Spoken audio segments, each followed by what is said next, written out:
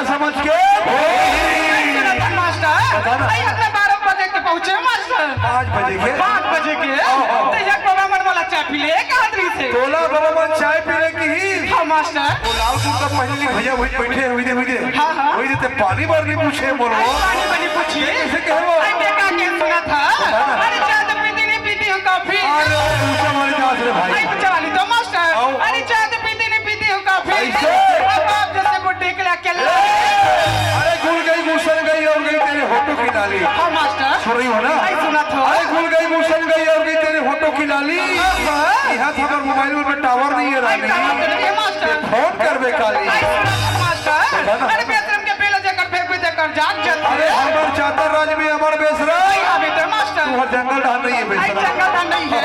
अरे बेशरम के पहले जकर फेंक पे जकर जाग जाते ऐसे? और तोरे सन्नी मास्टर हाँ। एक जवान जवानी ड्रिल धर ये जीरा तुला रमानी का मैं समझे कहीं कुछ बातें सोच बात सुना मास्टर सीधा बोरिया बिस्तर बांध पर रे मुड़ा लगी मास्टर अबे तब रात का नहीं आई लगी देखा मास्टर आई मोरी माया ला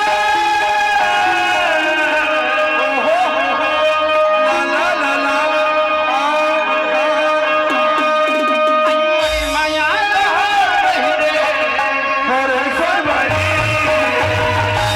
जा झपा जा उड़ा आई तो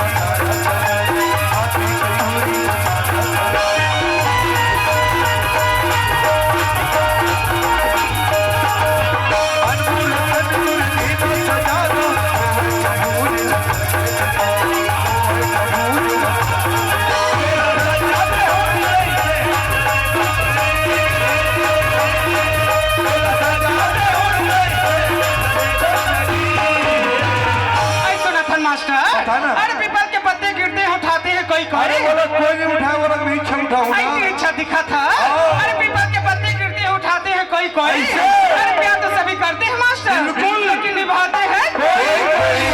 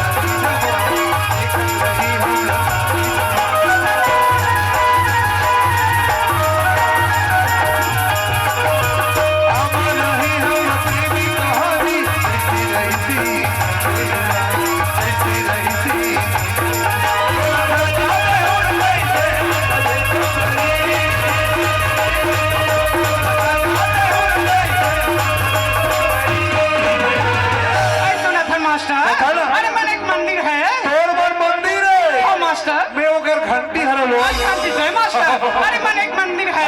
तुम इसकी मोड़ा था मास्टर क्या हुआ आगे क्या हुआ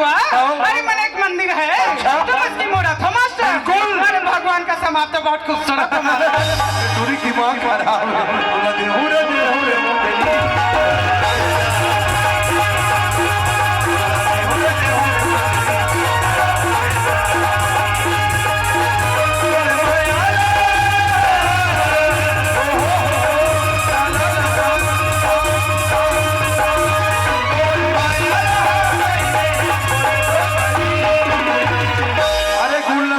गुलजार चाहिए।